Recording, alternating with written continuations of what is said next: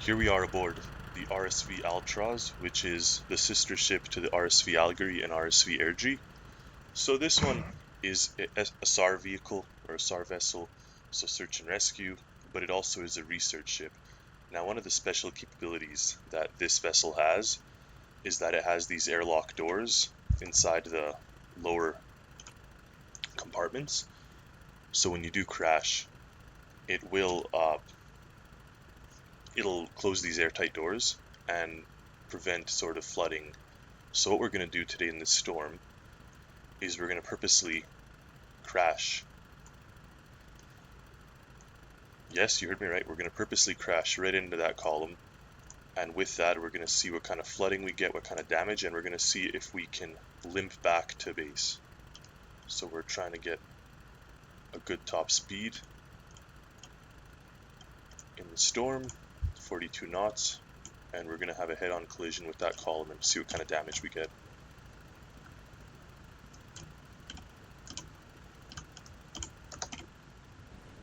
There we go.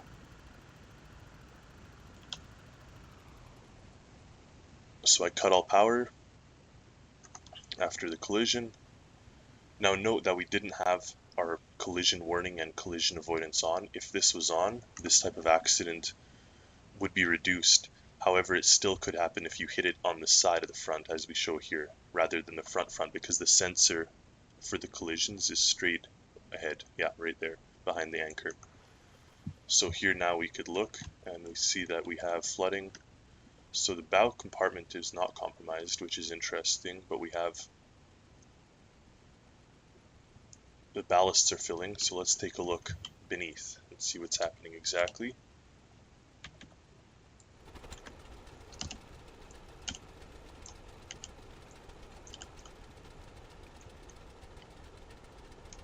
So even these compartments are damaged. Even this compartment is damaged. Wow. The captain's cabin. So the front compartment right here. Ah, I see. So the door itself that we manually or automatically open inside the bridge. So if it was a smaller collision, this door would be not damaged and it would stay closed. So what would happen is you could fill this front compartment up with water and not have the front ballast tank compromised. As we have it now, the whole front ballast tank is compromised. So of course, if we go over to the ballasts, we'll look at the bow. Yeah, so it's being pumped out, which is good. So we may actually be pumping it out. Nope, the pump is struggling. So let's have it draining this constantly.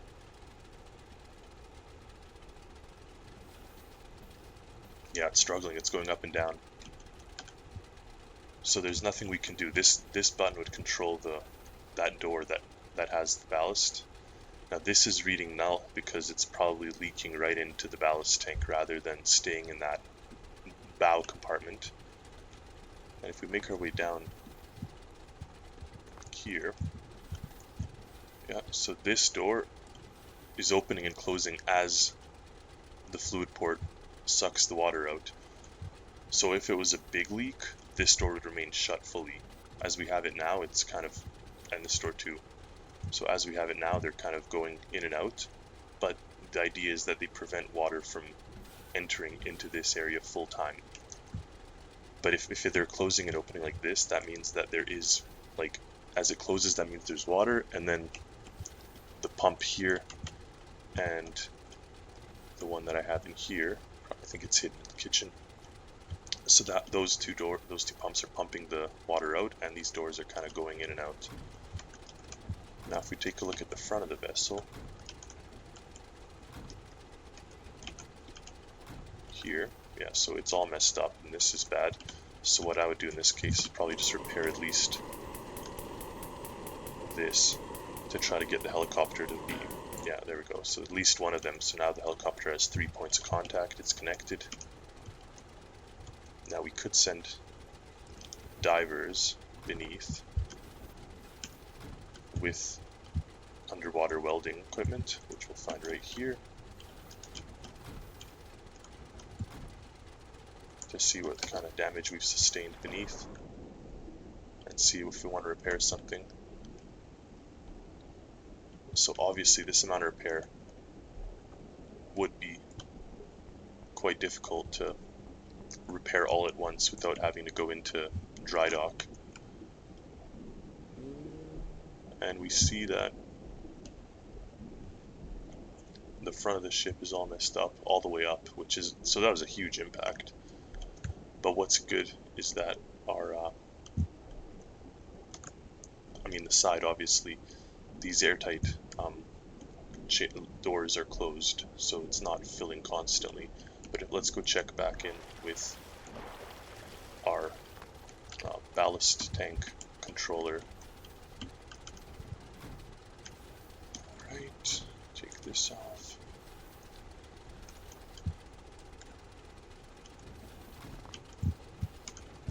So after an accident or an incident like this, the first thing you'd want to do is to check that everything is still operational. Here in this case, we still have power and most of our systems. So in this case, interesting. Perfect, that's really good news. It looks like the ballast tanks have actually, wow, they are gaining water, but then because we have this button on, it's just constantly pumping it out, as well as the airtight chambers we have in that lower area. So even with all this damage, we're able to move. Now some of our capabilities of stabilization are damaged because of the sensors in that area, but we're still getting full power and full throttle. Now let's see if we can sustain one more hit in front, because obviously this, you could not, it's not in limp mode, you can drive right into port this way, you can continue going on your missions and you just leave that button on. But if we have another impact, this time we're going to try to hit it kind of on the side.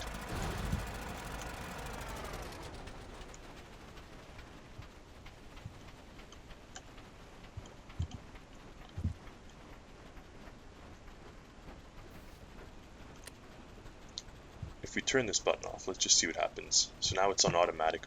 Well, no, sorry, now it's not pumping anything out. So anything that comes into the ballast stays in the ballast. And it's coming, like we saw it through. Oh, okay, this is interesting. This bedroom's fully flooded. And this one too. Okay, so we are taking on water. These bedrooms don't have ballast, or have bilge pumps. Interesting. But this area, well, because we have all these pumps, so what happens, yeah, we're taking on water, but let's just pump it out. So we'll do as we would, and we'll leave them fully pumping. Okay, but we have these bedrooms that are filling up. So what I want to do is open these doors, and water is going to come rushing out, and it'll make its way to the pumps. And I believe, oh, there is one in this room. Okay. Yeah, there we go.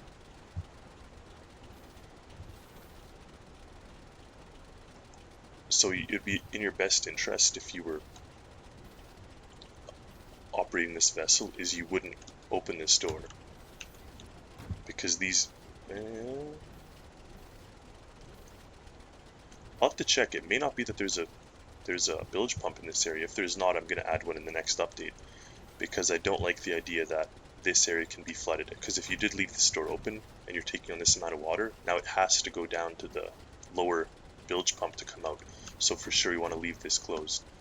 But just for the sake of argument, let's say these doors were left open and now we're filling with water. So now to get into the next compartment we have to hold this and run through, and now they close automatically. So this one down there is closed. Everything's closed, but yeah, you're right, this is a sealed system. You'd think that it would be... Okay, this has to be checked. What I guess is happening is they're on the same circuit. They're closing at the same time. So as this lower room, yeah, it's for sure that as the lower room pumps out the water, both doors open. Really, they should be on independent systems. That door should be on its own system, and this door should be on its own system. So yeah, now we're taking on major water. We have a big list. Yeah, we have a big list, but we still have full power, which is amazing. So in this case, what we'll do is we make sure these are all set to drain out, or we do have a master button here that just says drain all tanks, and here same thing, drain. So now we're just pumping out everything we've gained just to try to make it as buoyant as possible. And that's what I'd recommend you did in this case, because with all that buoyancy you'd end up gaining yourself that much more time to make it into dock. And see, we've damaged the helicopter now. It's even looking a little funny here. We are very close to our port, so this isn't a big deal, but honestly, if you close that cabin door, I'd think that you'd be able to sustain movement fairly easily, and you'd be able to make your way back even if it was a longer period of time. Maybe you'd take the welders and do some localized repairs, probably repair the door to the bridge, or to the captain's room in the other stateroom. If we were sinking, let's just say we have lost power and we're not able to move anymore. So we can see the list is increasing, and in this case, if we lost power, we make our way to here, turn all that on, shoot up a flare, and from the outside now it looks epic. You have all these lights flashing, the strobes on the front and rear, we've got our siren, and then inside we also have that, and as well above us we have our flare. I guess it dropped down to the water, but it doesn't matter, it's very visible. For the sake of things, let's just turn everything on max, make it an epic storm. Okay, what I would do here, make sure we have some health. We don't have a fire, so we don't need a fire extinguisher. And make your way out of the vessel to the rear rib. We'll chuck it off. Alright. Because this thing's tiny, even it is not going to fare too well in this kind of weather. Wow, everything's just drifting. So in this case, with this type of weather, you may be better off grabbing the mini sub. Let's try to disconnect that, and you see the ship's still kind of fighting to stay upright with those rear propeller or bottom propellers. Just make sure we avoid them and not get ourselves sucked into that. Let's see if we can make our way back to the ladder. Oh my goodness, we may drown. There we go. Okay, beautiful. So definitely we want to put on this in case we get sucked underneath. So let's see the state of things. Yeah, she's really going down. Okay. Let's just see how much is flooded. Oh wow, yeah. Okay, so we definitely don't have a bilge pump in there, so that's the next thing I want to add. Now before we get we may have too much of a forward list to even deploy the mini sub. So in this case, let's try a last ditch attempt to pluck it off. So we'll use the crane in this case. Okay, attach it to this guy. Attach it to our mini sub anywhere. Let's see if we can save the mini sub and get it off. Something else that you could do, because the whole ship's sinking, just disconnect the mini sub, and of course as the ship sinks the mini sub's just going to free itself, but we're going to try to manually manually push it off. So let's gain the gantry.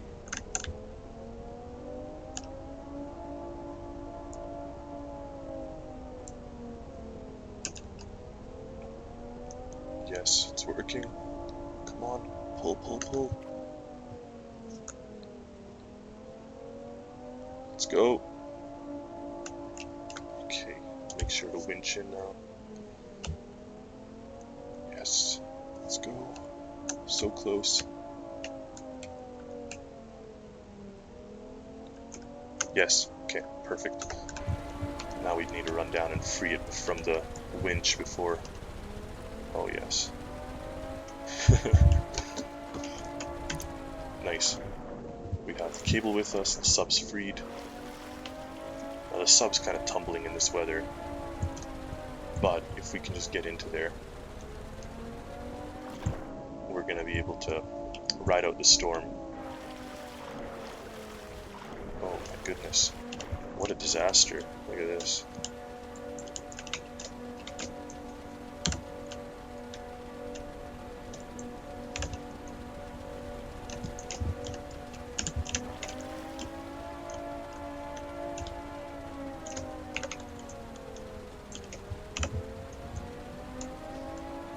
Jeez, the ship's going to go down fairly soon here. Let's see if we can get our mini sub. And we're drifting away from that, from the mini sub, which isn't great. Now it's flipped over.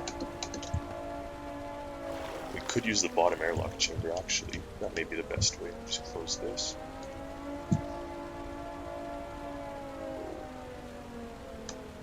There we go. Wow, that was interesting. So now our airlock chamber is full of water, so we'll have to... And we're upside down. So drain airlock. Let's see if we can drain this and make ourselves... We'll just sit in the seat even if we're upside down. Because I kind of want to watch the ship go down. But it may not even go down fully. Because we have ourselves those bottom propellers. I guess at some point it will flood. Okay, what's our level? There's a dial somewhere here. Water level, yeah, ballast level. It's pumping it into the ballast tank, which is fine with us. I mean, if it sinks, that's all the better, because then we can just ride it underwater, and we could stay underwater to weather out the storm.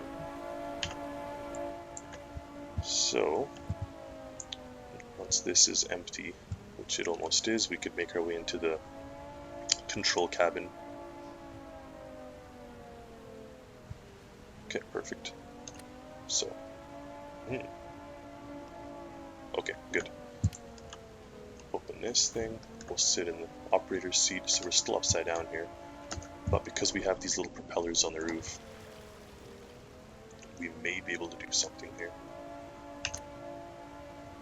Let's just start with giving it power and trying to go underwater. Nice. Right. Actually, we'll have to pump in some ballast to get ourselves neutral buoyancy. Oh, we're still rolling around in this hurricane. Close that door. Ah, okay. There. Okay. Also, where are the lights? Lights. Full perimeter spotlight, lower spotlight. Alright, that'll do. Yes, there we go. Okay. And it's kind of sucking us back to the surface because of the storm, but what we're going to do is we're going to get low enough, and we're going to turn on our depth hold. Right, cabin glow, perfect depth hold. Ooh, we're going to the surface. Stop the throttle, and we'll see if the depth hold keeps us submerged. Oh, there's the ship. Cool. Probably don't need the full perimeter spotlights now, but holy, it is sinking. And we also want to go a little lower, so this is not a good depth. It's kind of bringing us to the surface. So I'm going to throw on the throttle, turn these things off, and just make our way down.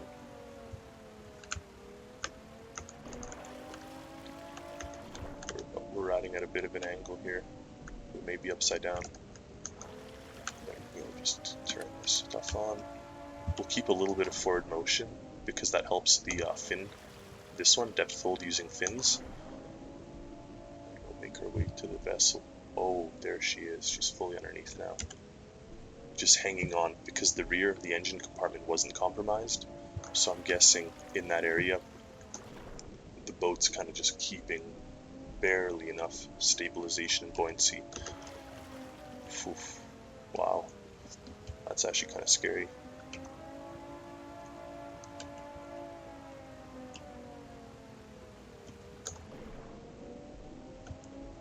And of course we're not too low to the ground, it may even be hitting the seabed. Turn off the storm here, just to see what we have. Wish I didn't turn on those sirens, it's a little annoying after all this time, but yeah, it's probably sitting right on the seafloor, so it can sit like that indefinitely because of the buoyancy in the top. If it was deeper, it would sink all the way.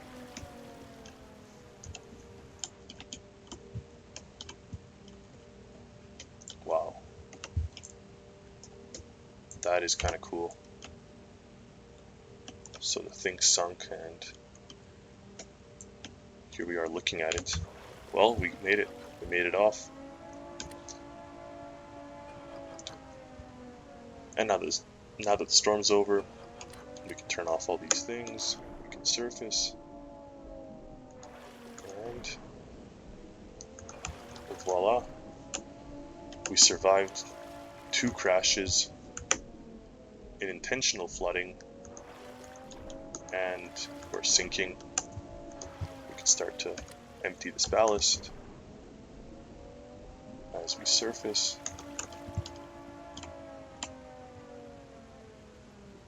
And there we have it. So, oh, okay.